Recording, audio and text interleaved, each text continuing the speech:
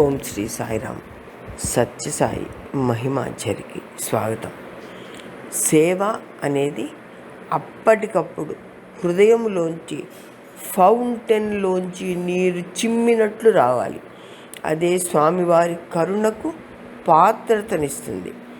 ఒకమారు స్వామి primary స్కూల్లో admissions జరుగుతున్న సమయంలో ప్రవేశ పరీక్ష అయిపోయి ఫైనల్ లిస్ట్ చూస్తూ కరెస్పాండెంట్ మిగతా ఉద్యోగులు చాలా బిజీగా ఉంటారు.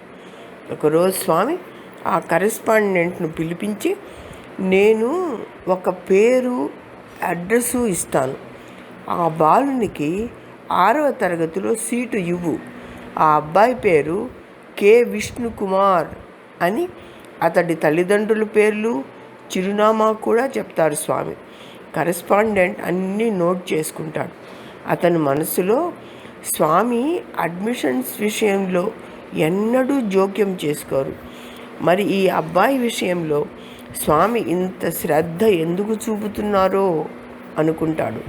ఇతను అడ్మిషన్ పరీక్ష కూడా వ్రాయలేదు, ఇతనికి సీటు ఇవ్వడం రూల్స్కి వ్యతిరేకం అనుకుంటాడు మనసులో.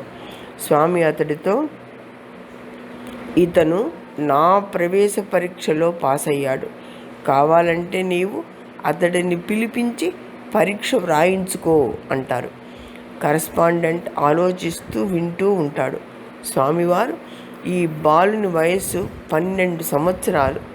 ఒకసారి వీడు మద్రాస్ సిటీ బస్సులో ప్రయాణం చేస్తుంటే ఒక నిండు గర్భిణి ఎక్కి నిల్చుని ఉంటే వీడు లేచి నిలబడి ఆమెకు సీటు ఇచ్చాడు.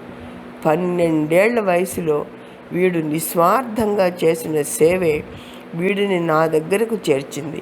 ఇటువంటి నిస్వార్థ సేవకులే మన సత్యసాయి సంస్థకు అవసరం. వీళ్ళే రేపు మన దేశ భవిష్యత్తుకు రథసారథులు అని చెప్తారు. కరెస్పాండెంట్ అలాగే స్వామి అని చెప్పి బయటకు వచ్చి నడుస్తూ, ఏది ఏమైనా ఈ పిల్లవాడు అదృష్టవంతుడు, బస్సులో సీటు ఇచ్చి స్వామి స్కూల్లో సీటు సంపాదించాడు అనుకుంటాడు. స్వామివారు ఇచ్చిన చిరునామాకు ఉత్తరం రాస్తాడు కరెస్పాండెంట్. ఒక వారం రోజులకు ఆ పిల్లవాడి తల్లిదండ్రులు వచ్చి కరెస్పాండెంట్ను అతని ఆఫీసులో కలిసి ఉత్తరం చూపుతారు. పిల్లవాడేడి అని అడుగుతాడు కరెస్పాండెంట్.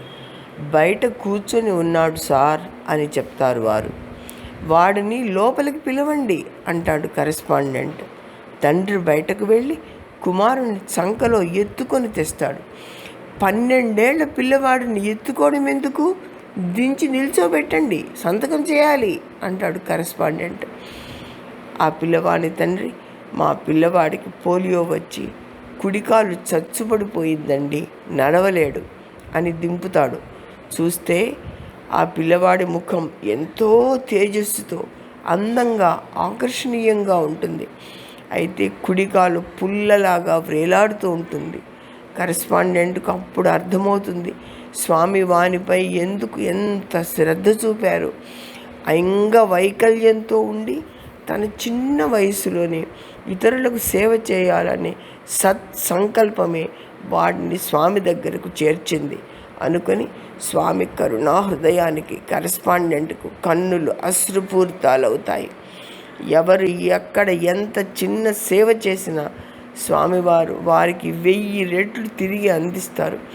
ఆ పోలియో కుర్రవారి జీవితం స్వామి పాదాల చెంతకు చేరిందంటే ఇక అతడికి దేనికి కొరత ఉండదని మనకు తెలిసిపోయింది కదా. జై సాయిరామ్.